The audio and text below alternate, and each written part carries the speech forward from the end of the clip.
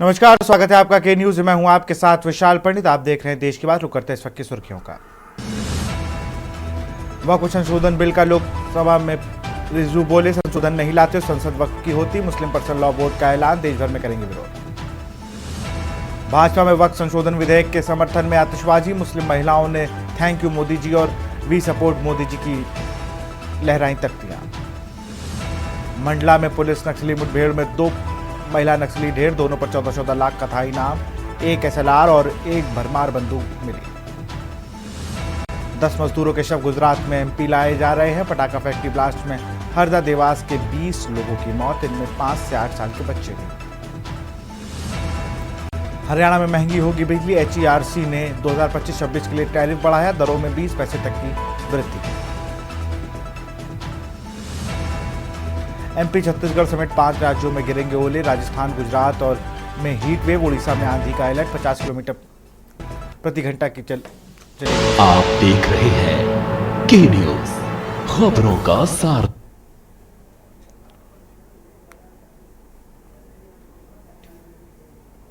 और अब हम बात करेंगे वक्फ संशोधन विधेयक 2025। सीधे आपको लोकसभा ले चलते हैं, यहाँ पर TMC सांसद कल्याण बनर्जी क्या कुछ कह रहे हैं, सुन लेते हैं।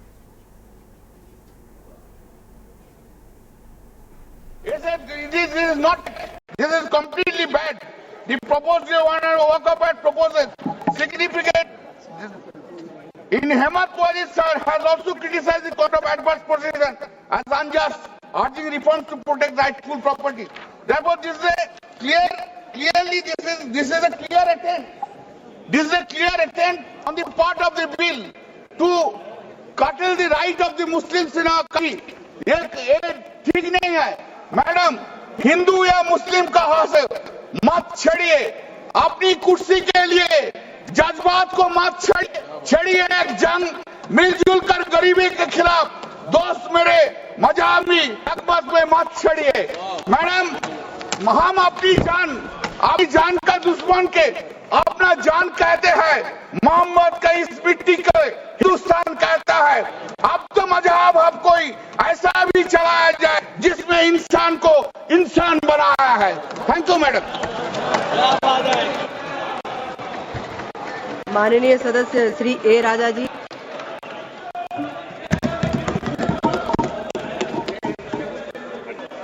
Madam Chairperson,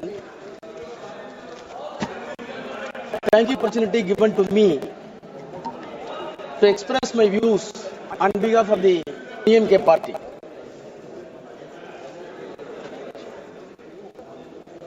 I have received the courageous speech of Honorable Minister with rapt attention, and I wondered where he got such a courage to explore the entire cock and bull stories in the parliament. Sir, I dare to say the Honorable Minister, please do your speeches tomorrow by text. Compile the text and do tally with the JPC report and the documents submitted with the JPC. If it tallies, I will resign from this house. You recall your memory. When you introduced this bill, you said what prompted to introduce this bill. One of the classical examples that has been given by you, the reason for this to be violated when you introduced in Tamil Nadu, in Tiruchirappalli, entire village running thousands of acres were described as work property. They came into Tamil Nadu. The district collector came to depose evidence, and the secretary of the revenue department came to the evidence. CEO of the court came to evidence. All 3 officers came to JPC. The chairman is sitting here. Deposed the evidence. The cock and bull story that has been built by you and expressed by you has been demolished. In spite of the cock and bull story, no interference.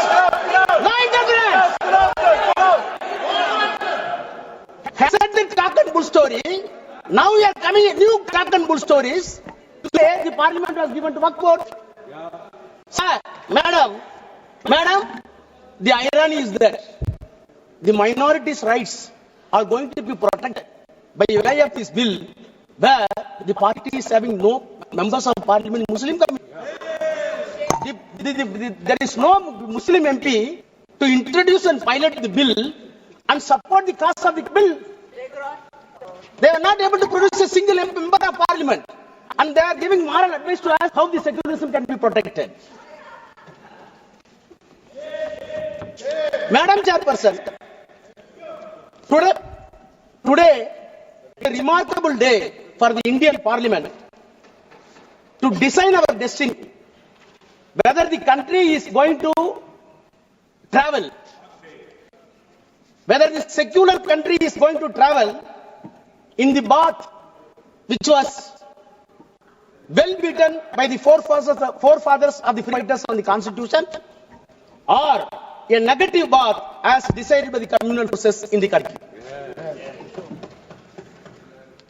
Sir, Madam, I want to start my debate, my speech, by calling the Tamil Nadu Assembly passed a resolution.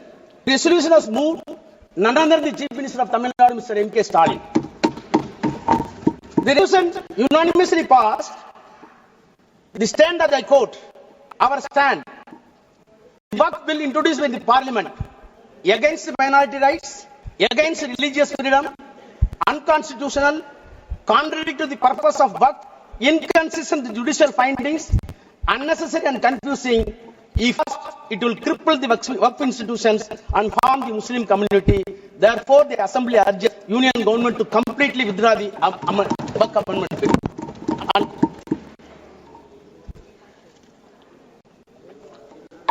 Madam Chairperson, is it not a paradoxical question that the political will, sovereign will of the entirety seems to be or deemed to be reflected in this house, whereas Tamil Nadu political will reflected in the state assembly is something not only inconsistent, completely diametrically opposite. This difference and diametrically opposite component is not going to be accepted by you, then there will be a question for integrity of this country. Please note it. Madam Chairperson, I want to take back the house in the year 1949, soon after the independence, when the constitution was made.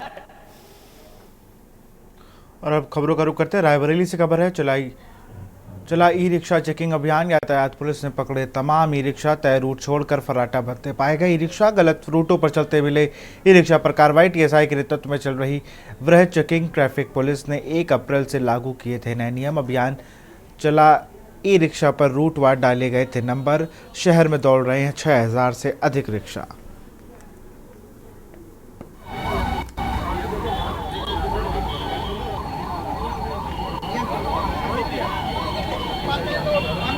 यातायात प्रभारी जो है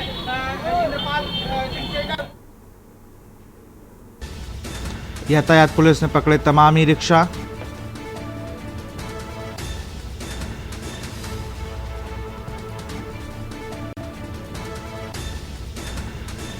गलत रूटों पर चलते मिले e rickshaw पर कार्रवाई। टीएसआई के नेतृत्व में चल रही वृहद चेकिंग।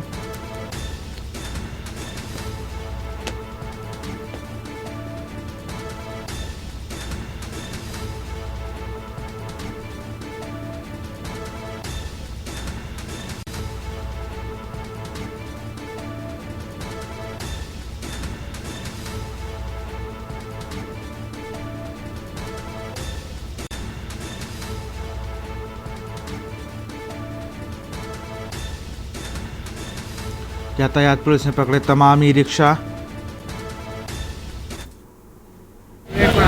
उत्तर प्रदेश सरकार के मुख्यमंत्री योगी आदित्यनाथ के द्वारा दिए गए निर्देशों के बाद रायबरेली जिला प्रशासन पूरी तरह से एक्टिव मोड पे दिखाई दे रहा है। इस समय मौजूद है रायबरेली जिले के सिविल लाइन में, जहां आप देख सकते हैं कि ट्रैफिक पुलिस के द्वारा यहां पे तकरीबन सैकड़ों की संख्या में ई रिक्शा चालकों को यहां पे खड़ा किया गया है। बताया जा रहा है कि रायबरेली में जो है 6 रूटों का डिवाइड किया गया है, जिसके चलते जो ई रिक्शा होंगे उनके बाकायदा जो है यहाँ पे जांच की गई, आधार कार्ड रखा गया है ताकि किसी भी प्रकार की घटना हो उससे पे विराम रख सके। इसको लेकर के रायबरेली प्रशासन ने पहले ही इन लोगों को चिन्हित कर लिया। उसके बाद ये जो ई रिक्शा हैं, ऑटो हैं, उनके रूट डिवाइड किए हैं ताकि किसी भी प्रकार के लोगों को दिक्कतें ना हो सके। वहीं आज देखा गया है कि रूट से जो है अलग हट करके रिक्शा चालक रिक्शा चला रहे थे, जिसके बाद यहाँ ट्रैफिक पुलिस के द्वारा इन लोगों को रोका गया है और इनके खिलाफ कानूनी कार्रवाई की जा रही है। केशवानंद शुक्ला, के न्यूज़, रायबरेली।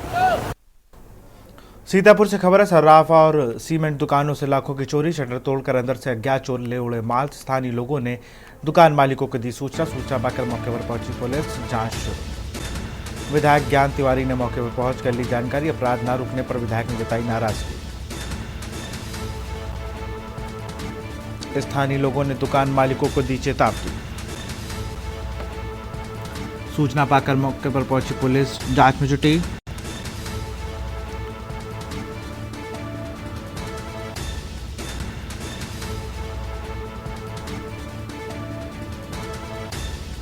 अपराध न रुकने पर विधायक ने जताई नाराजगी। पुलिस अधिकारियों को जांच कर खुलासे के दिए निर्देश।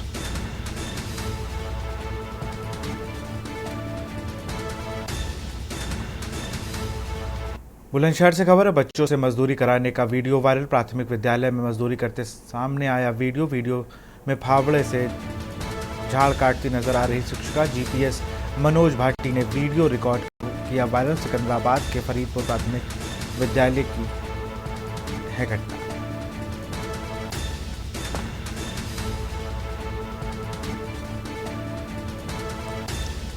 जीपीएम मनोज भाटी ने वीडियो रिकॉर्ड कर किया वायरल।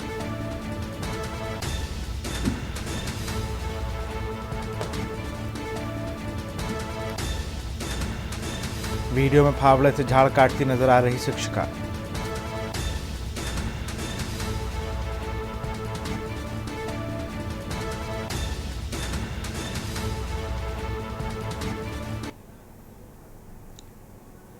लखनऊ से खबर है। यूपी में 1 तिथि 1 त्योहार का नियम होगा लागू। मुख्यमंत्री योगी के निर्देश पर खाका किया गया तैयार। काशी विद्युत परिषद ने इसका खाका तैयार किया। 7 अप्रैल को सीएम योगी को भेजा जाएगा खाका। 2026 से 1 तिथि 1 त्योहार वाला पंचांग लागू होगा। इसके लागू होने से त्योहारों पर होने वाले मतभेद होंगे दूर।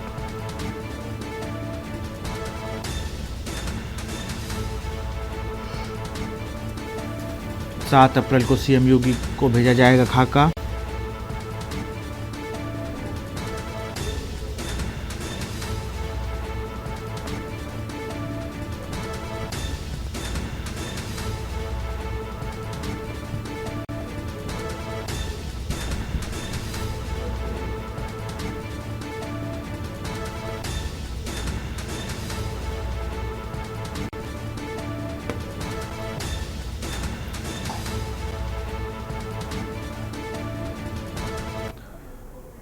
लखनऊ से खबर है। नया शैक्षिक सत्र हो गया शुरू। 55 लाख छात्रों के बस्ते खाली। कक्षा 1 से 3 तक के छात्र नहीं मिली एक भी किताब। अन्य कक्षाओं में भी पूरी नहीं बांटी गई पाठ्यक्रम की पुस्तकें।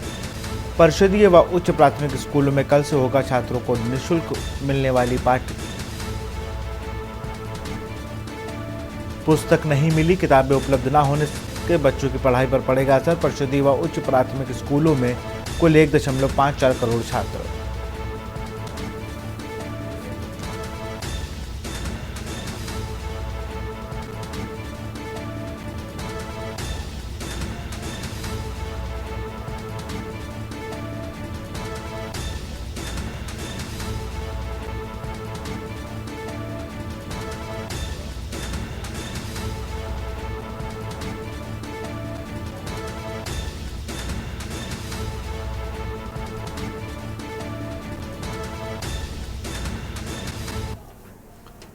लखनऊ से खबर है। वक्फ बिल को लेकर अलर्ट रही पुलिस फोर्स। अफसरों के निर्देश पर चाक चौबंद रही सुरक्षा।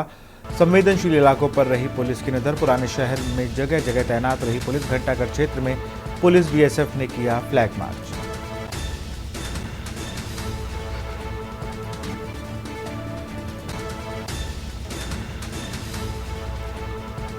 पुराने शहर में जगह जगह तैनात रही पुलिस।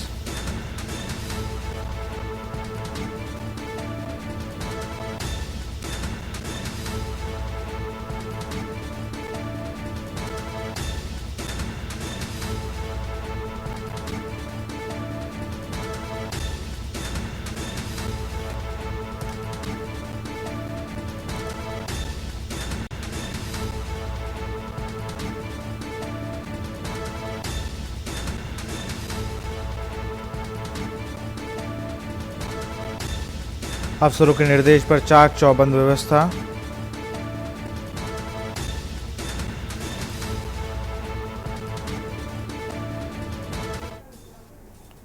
सोनभद्र से खबर है, एनसीएल अधिकारी को साइबर ठगों ने ठगा। साइबर ठगों ने कुल 2 करोड़ 27 लाख रुपए ठगे। शेयर बाजार में निवेश के बहाने की गई ठगी। शेर खान एज नामक फर्जी ट्रेडिंग ऐप कराई डाउनलोड।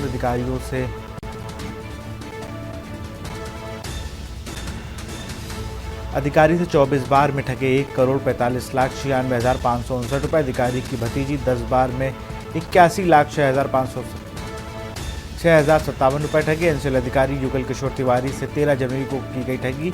शक्ति नगर थाना क्षेत्र के बीना एनसीएल कॉलोनी का ये पूरा मामला। अधिकारी की भतीजी से 10 बार में 81 लाख से ज्यादा रुपए ठगे।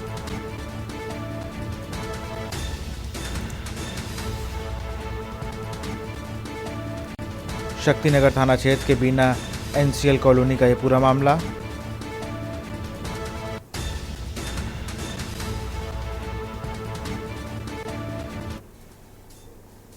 और यहाँ रुकते एक छोटे से ब्रेक के लिए। ब्रेक के बाद आपका स्वागत है। हमीरपुर से खबर है, जिला कलेक्ट्रेट की सुरक्षा व्यवस्था भगवान भरोसे। कलेक्ट्रेट में एक युवक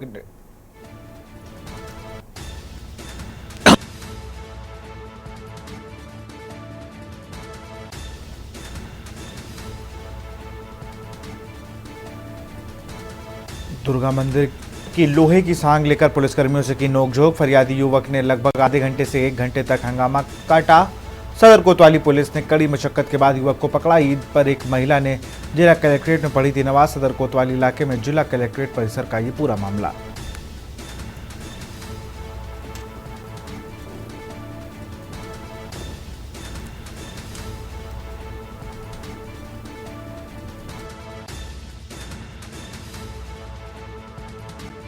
पूरी घटना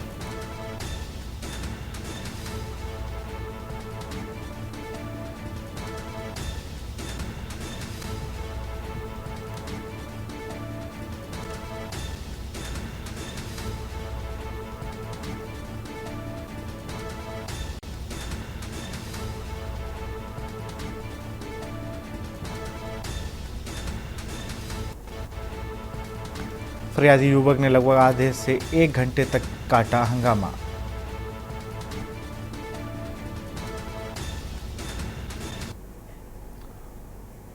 खबर कानपुर से है, जहां के न्यूज में हमारे साथी पत्रकार विजय तिवारी के चाचा का निधन हो गया। विजय तिवारी के चाचा आनंद प्रकाश तिवारी का निधन महानगर के निजी अस्पताल में हुआ। कानपुर से खबर, के न्यूज के पत्रकार विजय तिवारी के चाचा का निधन। विजय तिवारी के चाचा आनंद प्रकाश तिवारी का निधन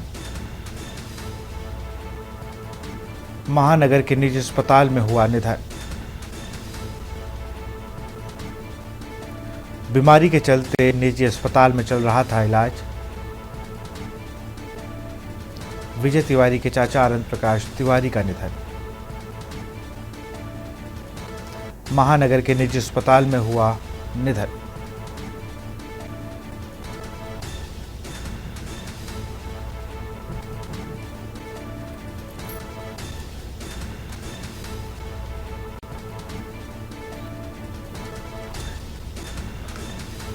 कानपुर से खबर है, के न्यूज के पत्रकार विजय तिवारी के चाचा का निधन। विजय तिवारी के चाचा आनंद प्रकाश तिवारी का निधन महानगर के निजी अस्पताल में हुआ निधन। बीमारी के चलते निजी अस्पताल में चल रहा था इलाज। विजय तिवारी के चाचा आनंद प्रकाश तिवारी का निधन महानगर के निजी अस्पताल में हुआ निधन। बीमारी के चलते निजी अस्पताल में चल रहा था इलाज। आकस्मिक निधन से परिवार सहित मित्रों में शोक की लहर। लखनऊ से खबर है, यूपी पुलिस के अफसरों कर्मचारियों की छुट्टियां रद्द। अचानक निरस्त कर दी गई अफसरों की छुट्टियां। आईजी लॉ एंड ऑर्डर की ओर से जारी हुआ आदेश। कानून एवं शांति व्यवस्था को बनाए रखने का आदेश जारी। तत्काल प्रभाव से सभी प्रकार के अवकाश किए गए निरस्त। अफसरों कर्मचारियों के ड्यूटी पर वापस लौटने के दिए निर्देश। विशेष हालतों में सक्षम स्तर से स्वीकृति होने की मिलेगी छुट्टी।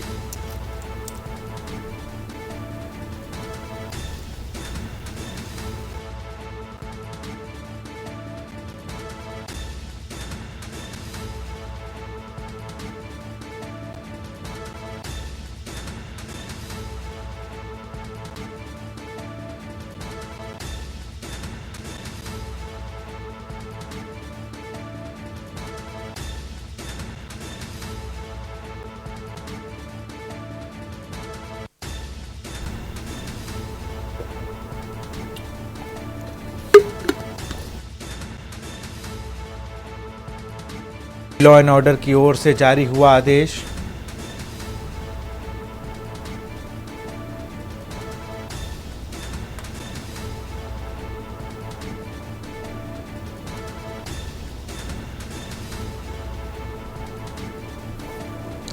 तत्काल प्रभाव से सभी प्रकार के अवकाश किए गए निरस्त।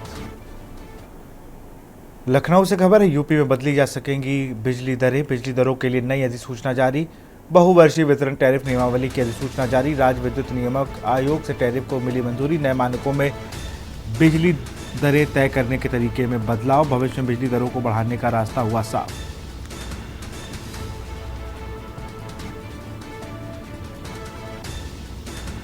राज्य विद्युत नियामक आयोग से टैरिफ को मिली मंजूरी।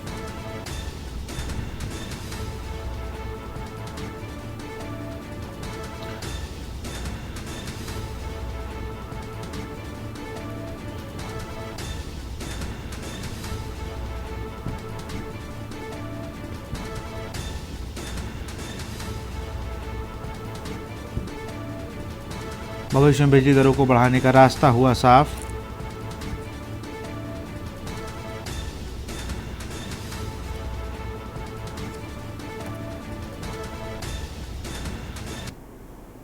प्रयागराज से खबर है, मामूली विवाद को लेकर छात्र पर हमला। बीटेक के छात्र पर जूनियरों ने किया चाकू से हमला। जख्मी छात्र का अस्पताल में चल रहा है इलाज। मोतीलाल नेहरू राष्ट्रीय प्रौद्योगिकी संस्थान में चल रहा है पीड़ित छात्र। पुलिस ने 5 नामजद 12 अज्ञात के खिलाफ दर्ज की एफआईआर। मामले में 3 लोग की हो चुकी है गिरफ्तारी। मोतीलाल नेहरू राष्ट्रीय प्रौद्योगिकी संस्था का है छात्र।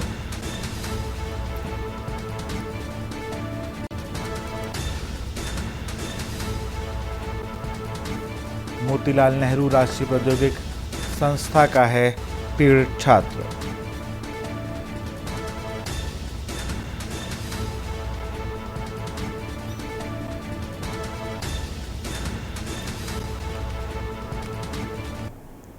और यहाँ रुकते एक छोटे से ब्रेक के लिए। आप देख रहे हैं के न्यूज, खबरों का सारथी। आगरा से खबर है, ताजमहल आज 1.5 घंटे आम पर्यटकों के लिए रहेगा बंद। रिपब्लिक ऑफ चिली के राष्ट्रपति गैब्रियल बोरिक फ्रंट पहुंचेंगे। कैबिनेट मंत्री योगेंद्र उपाध्याय करेंगे स्वागत। सुरक्षा व्यवस्था के लिए किए गए खास इंतजाम। दोपहर 3:30 बजे पत्नी के साथ करेंगे ताजमहल का दीदार। 3:30 से शाम 5 बजे तक अन्य पर्यटकों के लिए रहेगा ताजमहल बंद।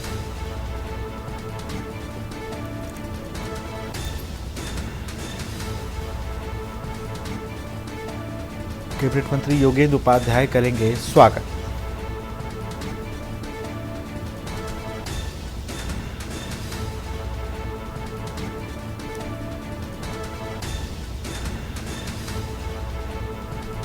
दोपहर 3:30 बजे से शाम 5 बजे तक अन्य पर्यटकों के लिए रहेगा बंद। आगरा से खबर, ताजमहल आज 1.5 घंटे आम पर्यटकों के लिए रहेगा बंद।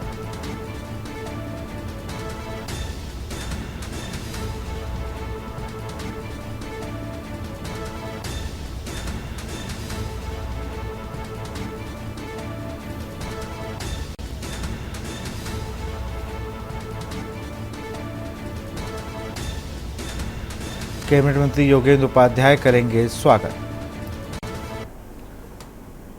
लखनऊ से खबर है, नगर निगम ने बनाया एक नया रिकॉर्ड। गृहकर वसूली में 150 करोड़ से ज़्यादा की हुई रिकॉर्ड बढ़ोतरी। पिछले साल की तुलना में 150 करोड़ अधिक गृहकर जमा। 700 करोड़ रुपए के तय किए गए थे लक्ष्य। कुल 579 करोड़ की हुई वसूली। 5.5 लाख भवन स्वामियों ने गृहकर जमा किया। बीते साल 4.16 लाख भवन स्वामियों ने गृहकर किया था जमा।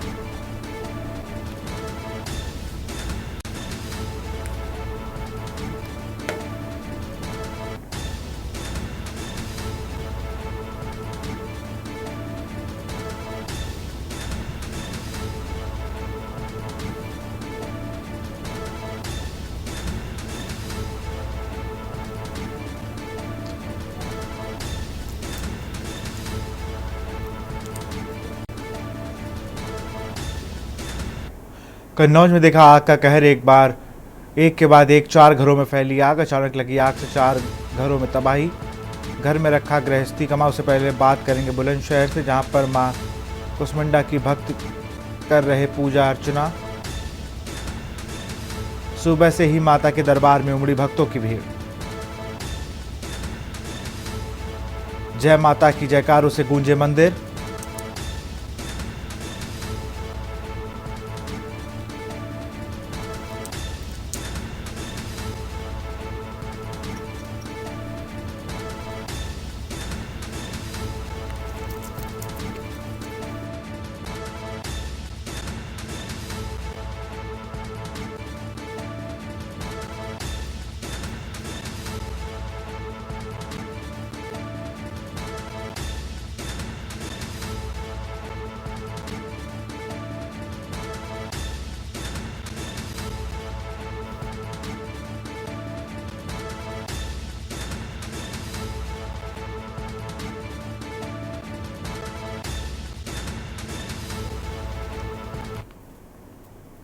कन्नौज में देखा आग का कहर। एक के बाद एक 4 घरों में फैली आग। अचानक लगी आग से 4 घरों में तबाही। घर में रखा गृहस्थी का सामान जलकर राख।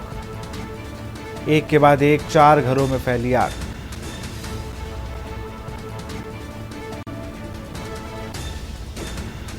अचानक लगी आग से 4 घरों में तबाही।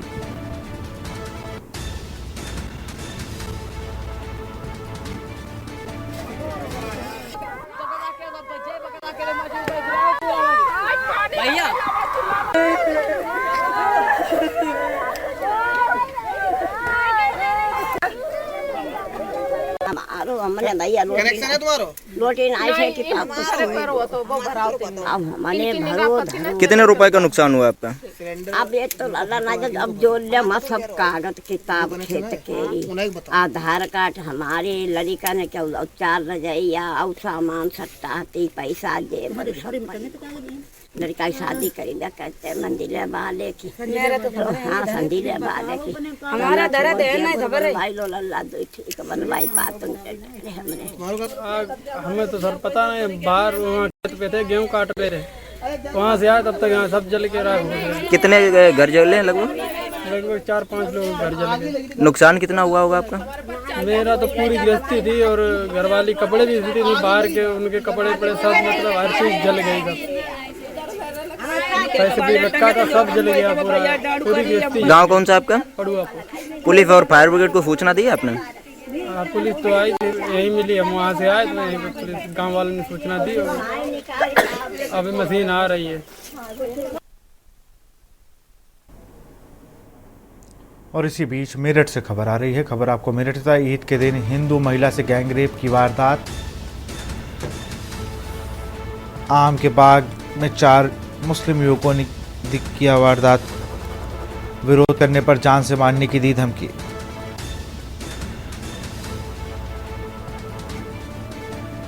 नौकरी दिलाने के नाम पर ले गए थे 2 मुस्लिम युवक।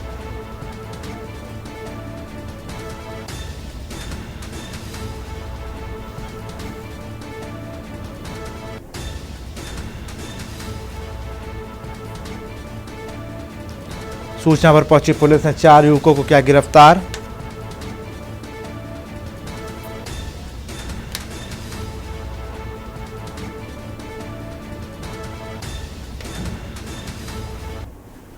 थाना क्षेत्र सरधना के इकड़ी गांव की रहने वाली एक महिला ने डायल 112 पे और थाना सरधना पे शिकायत दिया कि सरताज और सद्दाम नामक व्यक्ति जो उसके जानने वाले थे, इन दोनों ने अपने 2 और साथियों मारूफ और मुशाहिद के साथ मिलकर इसको किसी बहाने से कुशावली के बाग में बुलाया और दुष्कर्म की घटना को अंजाम दिया है। प्रकरण को गंभीरता से लेते हुए तत्काल इसमें थाना सरधना पे मुकदमा दर्ज किया गया और इन चारों आरोपियों की गिरफ्तारी सुनिश्चित की गई और आज इन्हें न्यायिक अभिरक्षा में जेल भेजा गया है। जो प्रकरण में अग्रेतर विधिक कार्यवाही है वो थाना सरधना के द्वारा की जा रही है। इसमें 3 आरोपी जनपद मुजफ्फरनगर के रहने वाले हैं और एक स्थानीय थाना सरधना का रहने वाला है। और इसी तौर पर अधिक जानकारी के साथ हमारे संवाददाता राजू शर्मा मेरठ जुड़ गए। राजू, अगर बात की जाए तो बहुत ही गंभीर घटना हुई है सरधना थाना क्षेत्र में।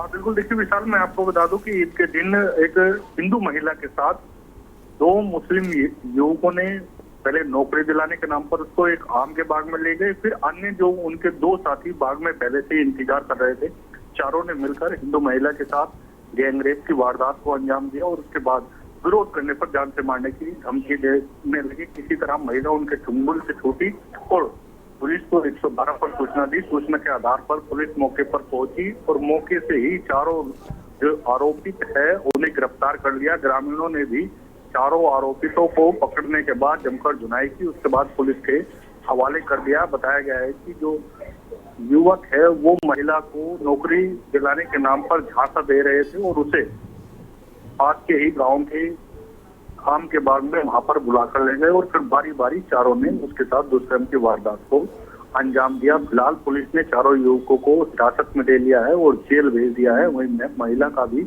मेडिकल कराया और आगे की जो कार्रवाई है उसमें जुटी हुई है। लेकिन सवाल उठ रहे हैं कि आखिर ईद के दिन इस तरह की घिनौनी वारदात को क्यों अंजाम दिया गया। पूरा मामला सरदाना थाना क्षेत्र के ईकड़ी गांव से जुड़ा हुआ बताया गया। बड़ी बात यह कि एफआईआर कब हुई है राजू इस पूरे मामले में? एफआईआर कब हुई? हाँ बिल्कुल, देखिए ईद से अगले दिन इस पूरे मामले में एफआईआर हुई। पीड़िता ने 112 पर शिकायत की और शिकायत के बाद जब 112 की पुलिस पहुंची, ग्रामीण भी इकट्ठा हो गए थे और उन चारों युवकों को पकड़ा और उसके बाद धुनाई करने के बाद पुलिस के हवाले कर दिया। पुलिस पहले तो पूरे मामले को संदिग्ध मान रही थी, लेकिन जब जांच पड़ताल का जो दायरा है वो बढ़ा, जांच पड़ताल हुई तो उसके बाद पूरा जो घटनाक्रम है वो सामने निकल कर आया और उसके बाद अगले दिन इस पूरे मामले में मुकदमा दर्ज किया गया और आरोपितों की गिरफ्तारी दिखाई गई। उसके बाद उन्हें जेल भेजा गया।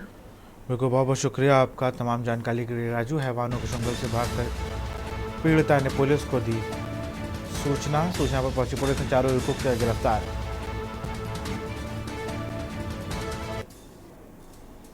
रायबरेली से खबर है, गांधी परिवार पर अभद्र टिप्पणी मामले ने पकड़ा तूल। सोशल मीडिया पर गांधी परिवार पर की थी अभद्र टिप्पणी। सोनिया, प्रियंका, राहुल पर की थी अपमानजनक टिप्पणी। कांग्रेस अध्यक्ष पंकज तिवारी ने शहर कोतवाली में दी तहरीर। जिलाध्यक्ष की तहरीर पर अज्ञात के खिलाफ दर्ज हुई एफआईआर। धारा 67 के तहत दर्ज हुई एफआईआर। शहर कोतवाली में दर्ज हुई एफआईआर। कांग्रेस जिलाध्यक्ष पंकज तिवारी ने शहर कोतवाली में दी तहरीर।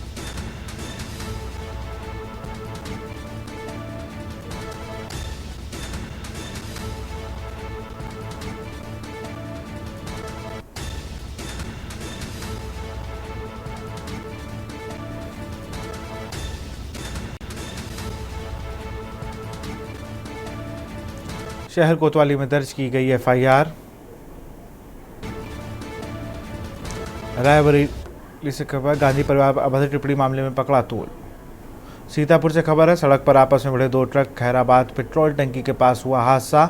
सुबह 4 बजे तेज आवाज के साथ हुई दुर्घटना। क्षतिग्रस्त केबिन में घंटों फंसा रहा एक चालक। पुलिस ने लोगों के सहयोग से चालक को निकाला। गंभीर रूप से घायल चालक अस्पताल में भर्ती। जांच के तहत पुलिस ले रही प्रत्यक्षदर्शियों का बयान।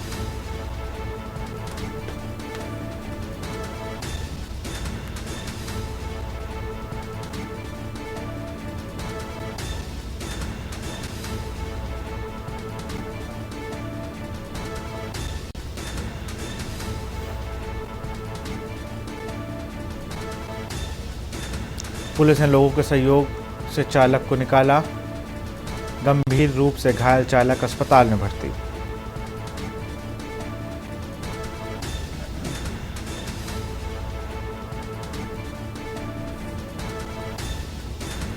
सीतापुर से खबर, सड़क पर आपस में भिड़े दो ट्रक।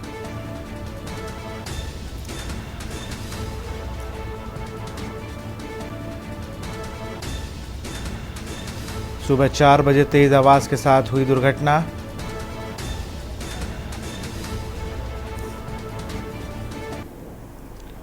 पीलीभीत से खबर, हरे भरे 71 सेमवाल पेड़ों पर चढ़ा आरा। बेखौफ लकड़ कट्टों ने किया हरियाली का सफाया। जिम्मेदार को नहीं लगी इसकी भनक। जन सूचना पर पहुंची वन एवं राज्य विभाग की टीम। विभाग से जुड़े कुछ लोगों पर उठ रही उंगलियां। उत्तराखंड के कटान माफियाओं से जुड़ा है एक आरोपी। न्यूरिया थाना क्षेत्र के फुलेरा फार्म का ये पूरा मामला।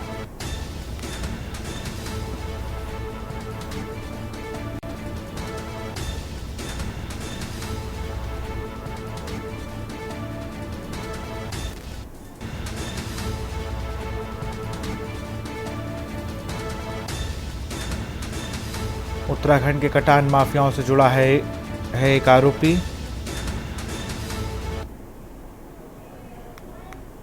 अलीगढ़ से खबर, हाई कोर्ट के आदेशों की धज्जियां उड़ा रहे भूमाफिया। सोशल मीडिया पर वायरल अवैध असलाह प्रदर्शन के फोटो, असलाह लहराते हुए युवकों के खिलाफ नहीं हुई कार्रवाई। दहशत फैलाने वाले युवक का थाना अकराबाद क्षेत्र के निवासी गांव में अवैध असलहे के साथ घूम रहे दोनों युवक। शिकायत के बावजूद पुलिस नहीं कर रही कार्रवाई। वायरल फोटो में अवैध असलहे लहराते युवक नजर आ रहे हैं। सोशल मीडिया पर वायरल हो रही अवैध असलहों के साथ फोटो, अवैध असलाह लहराते युवकों के खिलाफ नहीं हुई कोई भी कार्रवाई। दहशत फैलाने वाले युवक थाना अकराबाद क्षेत्र के निवासी।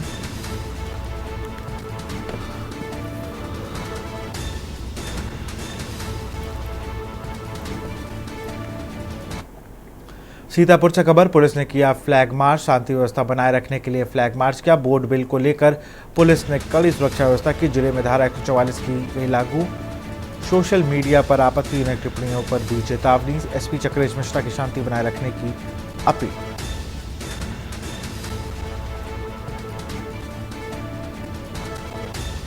पूरे जिले में धारा 144 लागू। बोर्ड बिल को लेकर पुलिस ने कड़ी सुरक्षा व्यवस्था की।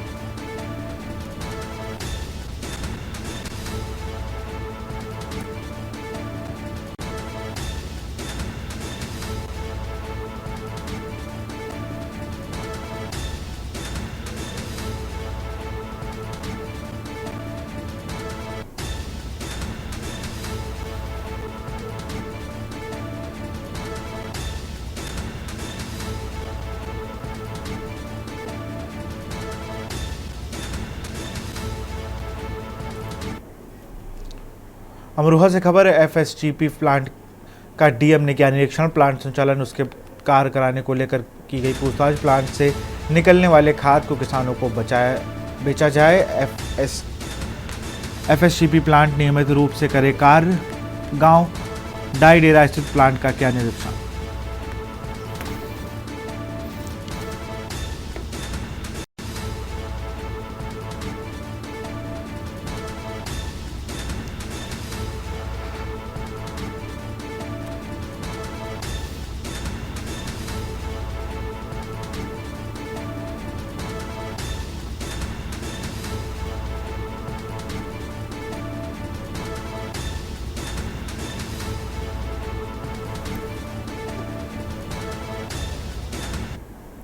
आगरा से खबर है, युवती की हत्या कर चुके युवक ने की आत्महत्या। घटना की जानकारी के बाद लोगों में मचा हड़कंप। दोनों की मौत से परिवारों में छाया मातम। रिश्ते में युवक के भाई की साली थी मृतका। दीपक ने हत्या के इरादे से तमंचे से किया फायर। प्रेम प्रसंग का परिणाम मानी जा रही मौतें। मौके पर पहुंची पुलिस कर रही मामले की जांच। टुंडला से भाई की ससुराल पहुंचे घटना को दिया अंजाम। एतमादपुर थाना क्षेत्र के रहन कला का ये पूरा मामला। दीपक ने हत्या के इरादे से तमंचे से किया फायर।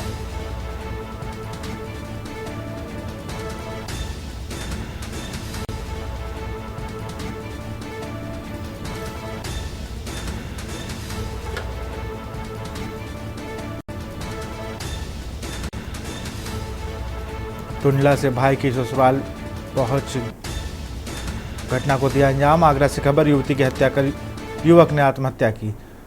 हमीरपुर से खबर है, स्वच्छता अभियान को लगा रहे पलीता अनुपयोगी साबित हुए ठोस अपशिष्ट प्रबंधन केंद्र। लाखों खर्च करने के बनवाए गए थे केंद्र। स्टेट हाईवे किनारे लगा है कूड़ों के अंबार। शिकायतों पर जांच में लीपापोती का आरोप।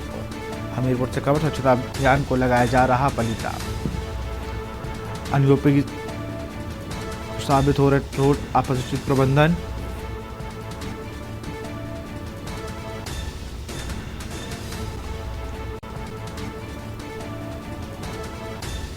स्टेट हाईवे किनारे लगे हैं कूड़े के अंबार। स्टेट हाईवे किनारे लगे हैं कूड़े के अंबार।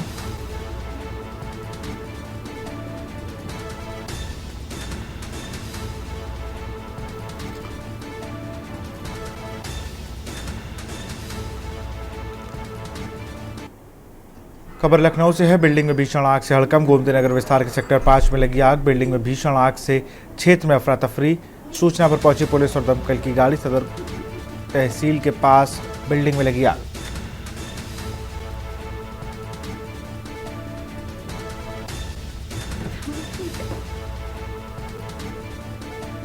बिल्डिंग में भीषण आग, सूचना पर पहुंची पुलिस और दमकल की गाड़ी।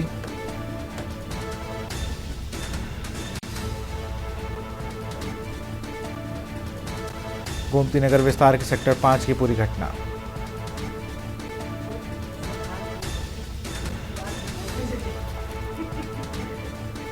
सूचना पहुंची पुलिस और दमकल की गाड़ियां।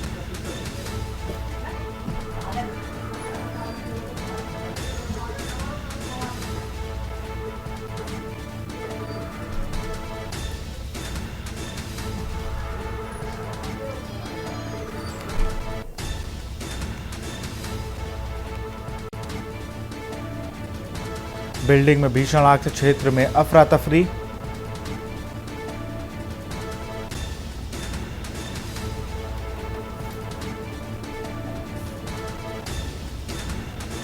गोमती नगर विस्तार के सेक्टर 5 में लगी आग। बिल्डिंग में भीषण आग से क्षेत्र में अफरा तफरी। सीतापुर से खबर, आबकारी दरोगा का अंतिम संस्कार हुआ। बेटे ने गोपाल घाट पर दरोगा को दी मुखाग्नि। कल लाइसेंसी रिवॉल्वर से की थी आत्महत्या। मृतक अधिकारी दरोगा की बांदा में थी तैनाती। आलोक कुमार के अंतिम संस्कार में मौजूद रहे परिजन। कल लाइसेंसी रिवॉल्वर से की थी आत्महत्या।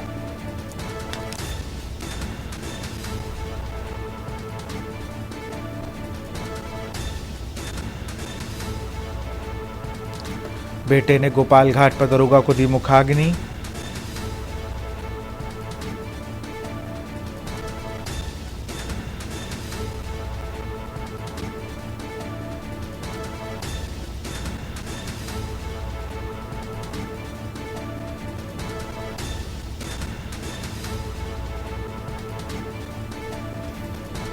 सीतापुर से खबर, आबकारी दरोगा का अंतिम संस्कार हुआ।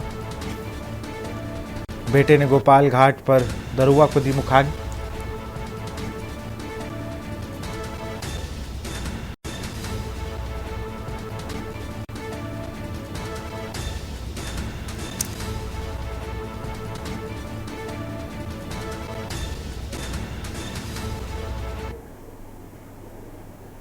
बलिया के मनियर क्षेत्र में ग्राम पंचायत विक्रमपुर पश्चिम में बुधवार की सुबह करीब 10 बजे शॉर्ट सर्किट से भीषण आग लग गई। आग लगने से 10 बीघा गेहूं की खड़ी फसल जलकर राख हो गई। सूचना पर पहुंची फायर ब्रिगेड के जवान व ग्रामीणों के अथक प्रयास से आग पर काबू पाया जा सका। बता दें कि रंजीतपुर मौजे के किसान गेहूं की खड़ी फसल कटवाने के लिए खेत से कंपाइन मशीन ले गए थे, लेकिन मौसम अनुकूल न देख मशीन को लौटा दिया गया। इस बीच शॉर्ट सर्किट से आग लग गई, जिसमें वशिष्ठ मुनि उपाध्याय का 6 बीघा, जीतन राजभर का 2 बीघा और लोहा वर्मा व लड्डू वर्मा का 1-1 बीघा गेहूं फसल जलकर राख हो गई।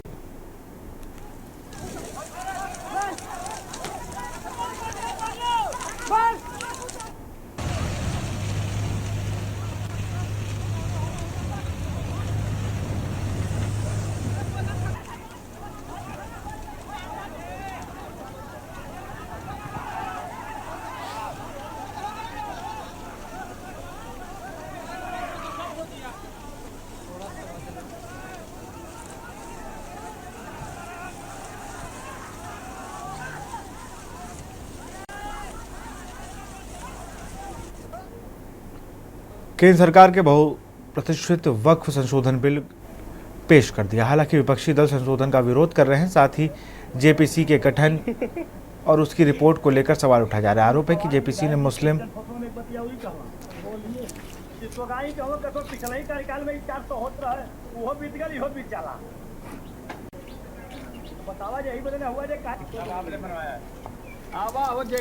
भाजपा सरकार जहां 8 साल खुशहाल दिखा रही है, अपनी उपलब्धियों को बताने के लिए व्यापक पैमाने पर उत्तर प्रदेश में कार्यक्रम आयोजित किया था।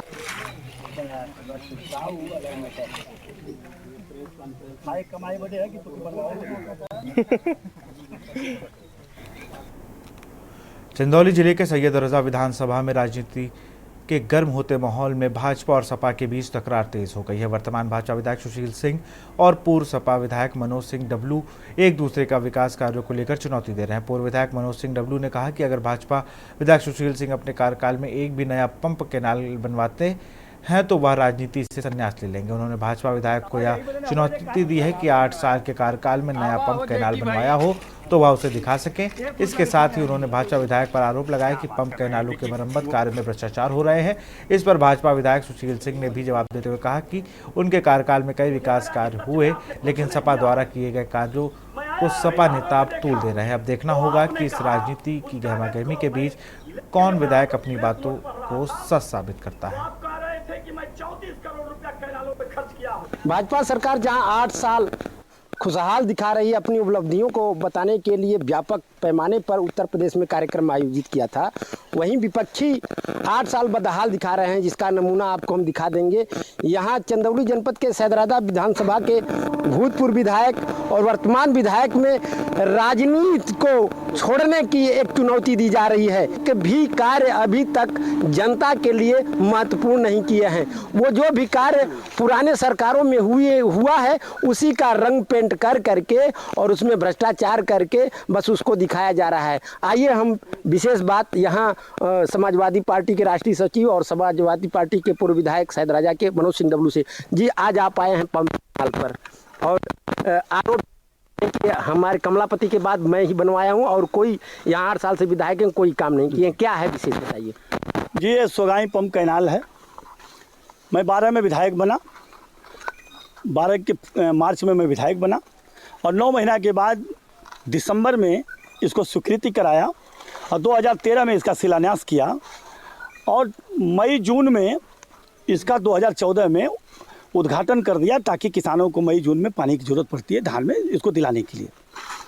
पंडित कमलापति त्रिपाठी जी हमारे विधानसभा में नरवन में 9 और महाइच में 3 कैनाल, उन्होंने 12 कैनाल लगवाए। जब मैं विधायक बना तो 4 कैनाल मैं बनवाने का काम किया यहाँ पर और 4 कैनालों की क्षमता वृद्धि करवाया और पंडित जी के जितने कैनाल थे सबको 24 घंटा बिजली के लिए स्वतंत्र फीडर बनाकर, स्वतंत्र पावर हाउस बनाकर बिजली से उसको सिर्फ जोड़ने का काम किया। मैं जितने उनकी कैनालें थी सभी के नहरों को मैंने 2-2 किलोमीटर 2.5 किलोमीटर पक्कीकरण कराने का काम किया। मैं इसलिए कर रहा हूँ कि 4 नए कैनालों को मैंने स्वीकृति दिलाने का काम किया कि अगले 2017 और 22 के बीच में कराने का काम करूँगा। वो तो पता ही नहीं चला कहाँ है। तो 12 पंडित जी के और 4 मेरे समाजवादी के, तो 16 कैनाल हमारे विधानसभा में आज भी हैं। 17वां कोई कैनाल नहीं है। भाजपा 8 साल कर रही है, तो क्या भाजपा किसान भाजपा के एजेंडा में नहीं है क्या? चंदौली धान का कटोरा होता है, कहलाता है, और धान के कटोरे में पानी की जरूरत पड़ती है, तो क्या पानी का प्राथमिकता भारतीय जनता पार्टी के एजेंडे में नहीं है क्या? यही पूछने के लिए मैं आज आया था। तो ये आगामी 2027 के विधानसभा के चुनाव को लेकर के जनता के बीच में अपनी अपनी उपलब्धियों को लेकर लोग आ रहे हैं। अब देखना है कि आने वाला समय किस तरह का चुनौती देता है। अश्विनी मिश्रा, के न्यूज़, चंदौली। भारतीय जनता पार्टी किसान मोर्चा कानपुर महानगर दक्षिण ने ग्रामीण क्षेत्रों में किसानों की समस्या के समाधान के लिए जिलाधिकारी जितेंद्र प्रताप सिंह को 7 सूत्री मांगों ज्ञापन सौंपा। भाजपा किसान मोर्चा के जिलाध्यक्ष हर्ष प्रताप सिंह चौहान ने कहा कि केंद्र और प्रदेश सरकार किसानों के कल्याण के लिए निरंतर काम कर रही है, लेकिन लापरवाह अधिकारियों के कारण किसानों को योजनाओं का लाभ नहीं मिल पा रहा है।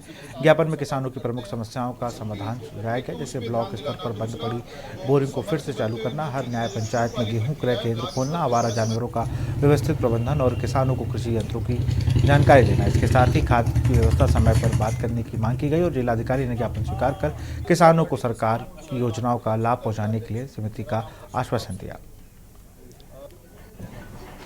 किसानों की समस्याएं जानने का प्रयास करती है और जो सरकार की योजनाएं हैं उनको किसानों तक कैसे पहुंचाया जाए, और जब हम लोग किसानों के बीच में बैठते हैं, पंचायत करते हैं, तो उनसे समस्याएं उनकी जानने का भी प्रयास करते हैं। उस पे 10-12 कुछ मुख्य समस्याएं निकल के आती हैं, जिनमें हम लोग छांटते हैं कि कौन सी समस्याएं अभी तुरंत क्रियान्वयन के लिए आवश्यक हैं। तो उस पर हमने 5-7 पॉइंट बनाए हैं। उन 5-7 पॉइंट में सबसे पहला जो पॉइंट है कि ये जो गेहूं के क्रय केंद्र हैं ये प्रत्येक न्याय पंचायत में खोले जाएं। जब क्रय केंद्र न्याय पंचायत में खोले जाएंगे तो उनसे डायरेक्ट किसानों को उससे लाभ मिलेगा। व्यवसायियों से वो क्रय केंद्र में जो व्यवसायी हैं उनका इंटरफेरेंस बंद हो जाए। दूसरा, ये जो बीज हैं, बीज समय पे जैसे ही फसल आती है उसके पहले बीज आउट ऑफ स्टॉक हो जाता है, तो उसकी संपूर्ण व्यवस्था की जाए। तो फिलहाल देश की बात बताएं, देखते रहिए के न्यूज़ इंडिया। नमस्कार।